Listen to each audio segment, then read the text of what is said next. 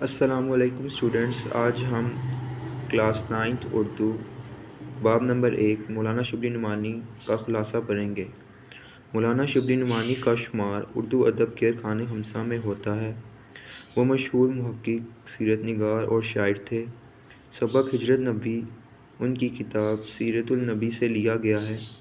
اس مضمون میں انہوں نے دوران تبلیغ مکہ میں پیش آنے والی مشکلات کا تذکرہ کیا ہے اور ہجرت کے اسباب واقعات بیان کیے ہیں۔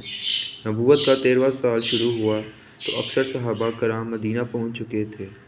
تبلیغ اسلام کے لیے مکہ میں پیش آنے والی مشکلات اور اہل مکہ کی سختیاں بڑھتی چلی جا رہی تھیں۔ نوبت یہاں تک آ گئی کہ دشمنوں نے آپ کے قتل کا منصوبہ بنا لیا، حالانکہ قریش مکہ نے مال و اسباب حضور کے پاس امانت کے طور پر رکھا ہوا تھا۔ خداوند کریم کی طرف سے بذریعہ وحی آپ کو مدینہ ہجرت کرنے کا حکم ہوا۔ آپ نے حضرت علی کو بلایا اور فرمایا کہ مجھے ہجرت کا حکم ہو چکا ہے۔ آج رات تم میرے بستر پر سو جانا اور کل صبح امانتیں واپس کر کے مدینہ آ جانا۔ حضرت علی نے آپ کا حکم سر آنکھوں پر لیا۔ کفار نے آپ کے گھر کا محاصرہ کر لیا، لیکن قدرت نے ان کو بے خبر کر دیا۔ آپ کو سوتا چھوڑ کر گھر سے نکلے اور کعبہ کو دیکھ کر فرمایا، مکہ، تو مجھ کو تمام دنیا سے زیادہ عزیز ہے، لیکن تیرے فرزند مجھ کو رہنے نہیں دیتے۔ حضرت ابوبکر کو ساتھ لے کر غار ثور میں پناہ لی۔ صبح قریش کی آنکھیں کھلیں تو رسول کریم کی جگہ حضرت علی کو بستر پر پا کر برہم ہوئے اور کچھ دیر علی کو حرم میں محبوس رکھا۔ بعد ازاں آپ کی تلاش میں نکلے۔ دوسری طرف رسول کریم صلی اللہ علیہ وسلم اور حضرت ابوبکر غار میں تھے۔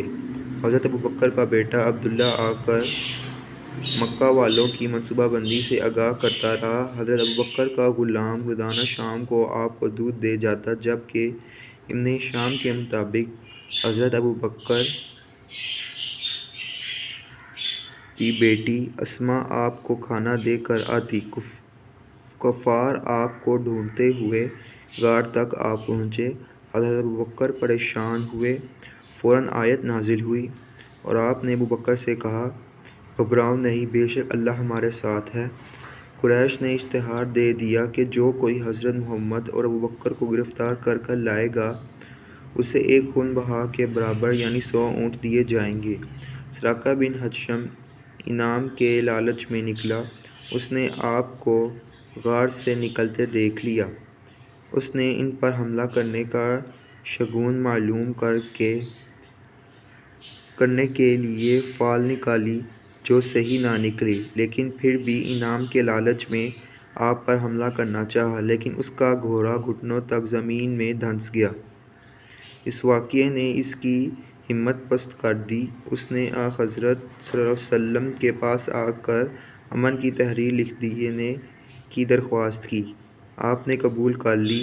حضرت ابوبکر کے غلام عامر بن فہیر نے چمڑے کے ایک ٹکڑے پر فرمان امن لکھ دیا۔ آپ کی تشریف کی آوری کی خبر مدینہ پہنچ چکی تھی۔ اہل مدینہ ہر روز صبح سویرے شہر سے باہر آ کر آپ صلی اللہ علیہ وسلم کا انتظار کرتے اور وقت دوپہر مایوس ہو کر لوٹ جاتے۔